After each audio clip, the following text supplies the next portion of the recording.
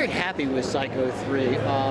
It's a very black comedy, and I like the juxtaposition of the dark and the light in it. It was a joy working with Tony Perkins, you know, who knew the character better than anybody. So if he's playing it and he's directing it, you know, and he likes my script, which he did, we must be getting a whole lot of stuff right, you know. So it also has a very good reputation among the fan base, which is very, very gratifying to have that. So I'm very happy with it. As you know, I have a little problem with the little tag on the ending there, where he's stroking Mother's hand, but because I had always seen the movie as Norman's journey to light, and it was supposed to have ended with him being totally sane, locked up in the police car, going to be locked up forever. I mean, and the last shot was him looking up at Mother's bedroom window and the empty rocker going back and forth. But the studio wanted a Brian De Palma jolt ending, so that's what we gave them.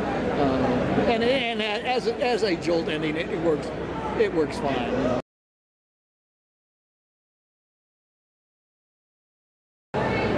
Because it's classic Jekyll Hyde. He is, I mean, again, this whole thing of the dark fighting with the light. And the thing about Norman is trying so hard to be good. He's trying to be a good boy all the time. And it's just that these demons that have been inflicted on him from his youth by his mother, you know, he can't contain them. So he has to, you know, and even when he's killing as Mother. He's not killing as Norman. So, you know, it's the one argument that Tony and I actually had a disagreement on, because originally, in the original one, he killed Dinah Skywood's character as Norman. And I wanted her in an embrace, and he said, no, Norman never kills, only Mother kills. And my argument was that at this point he's so confused he can't tell.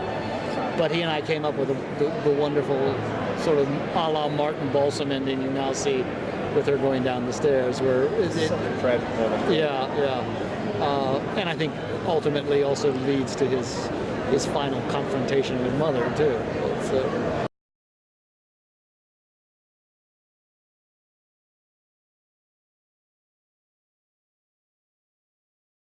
You know, I would have worked with Tony again in a minute. I thought he was a very good director. I think where the film got let down was by the studio's insistence on certain.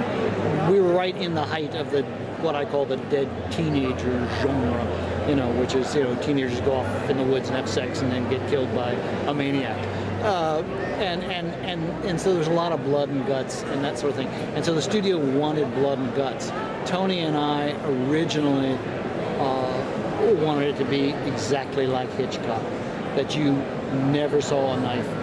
Everything was implied. You never saw a knife go into anybody until the final confrontation with Mother, when he attacks her stuffed body. I'm probably, you know, giving away all kinds of things I shouldn't be giving away in this interview, but hopefully it's fans who've already seen it and watching it. Spoiler alert, it's a little too late.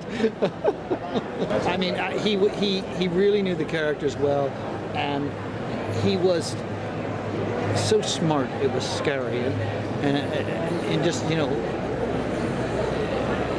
I never had an experience where I went through the script page by page, sometimes line by line, with a director, which I really like to do. I mean, he understood it. He got into the minutiae of that script as deeply as I did, and he knew it as well as I did. And even when we had disagreements, which was very, very rare, they were always very civilized, smart conversations. I mean, we both came from the theater, and we knew how to sit there and fight for our points and discuss things. And like I was telling you with the final thing with him and Dinah Skywood, I mean, that was the biggest disagreement we had. And to listen to us talking about it, it was like being in an old Coward play. You never saw two more civilized people, you know. But we could intellectually analyze what was there. and that's how his approach to work was. It was a very cerebral, smart, analytical kind of approach, and I think he would have been a very good director. And the actors loved it. I mean, the actors had a great time.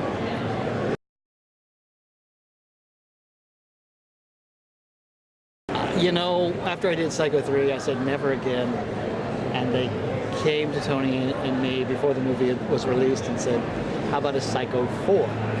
Because everybody was very happy with it. And he and I did an outline for one that I dearly love, the outline we did. And when they did a Psycho 4, we pushed to try and get that outline reinstated, but time had moved on and it didn't happen. And I keep looking at that outline and saying there's got to be a way I can just screw around with this a little and make it a different film, but still retain it, because it is so bizarre and so weird, and talk about a black comedy. I mean, it's just so outre. I would love to have seen that.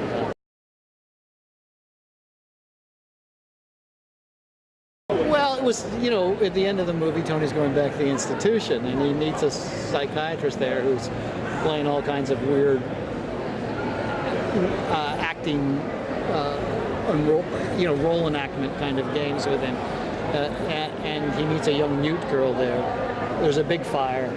He and her are the only two to escape, although everybody thinks that everybody died in the fire.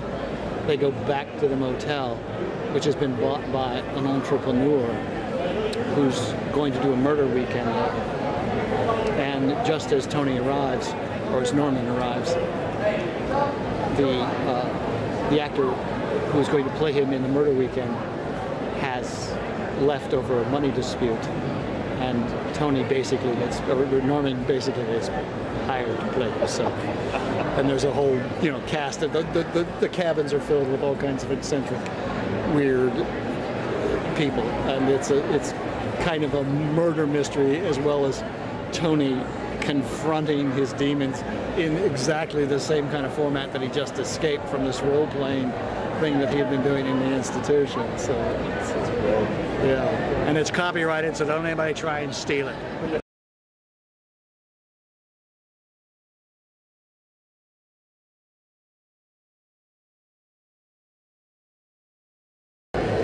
I had a very good time with Tony.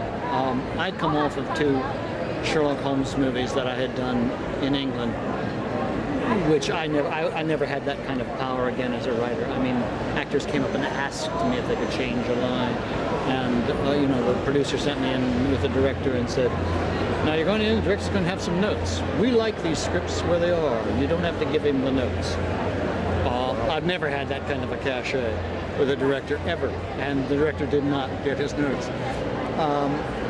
So, I mean, coming in, suddenly getting meshed in the studio system, and The Fly was in flux at that time. I'd been on, off, on, and so working with Tony was like those early experiences doing the Sherlock Holmes films in England, because he was very respectful of the writing. I was, invited, encouraged to come on the set all the time. I was in casting. He'd call me up every night, and we'd chat about certain things, and he kept me included in the thing. And the other thing was, the reason he chose to direct the thing is he loved the script.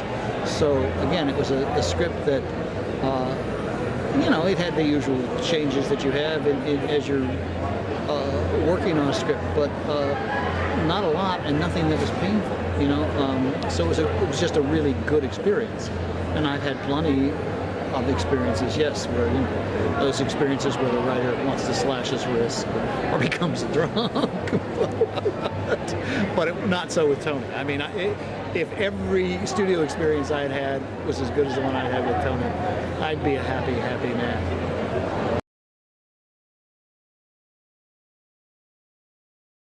I have nothing that's in the hopper right at the moment. I'm always writing, always have things. I'm pretty much writing spec scripts. I've moved back to Kentucky basically because I also want to explore writing more for theater, which I have some theater productions coming up, but I don't know that the horror fans really want to go to Boston to see a production of Tartuffe.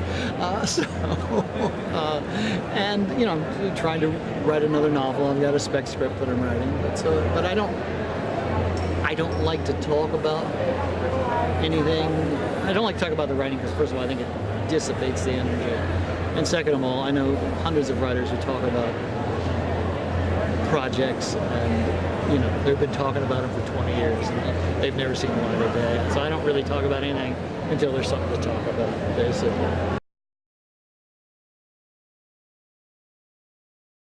I'm glad you're fans.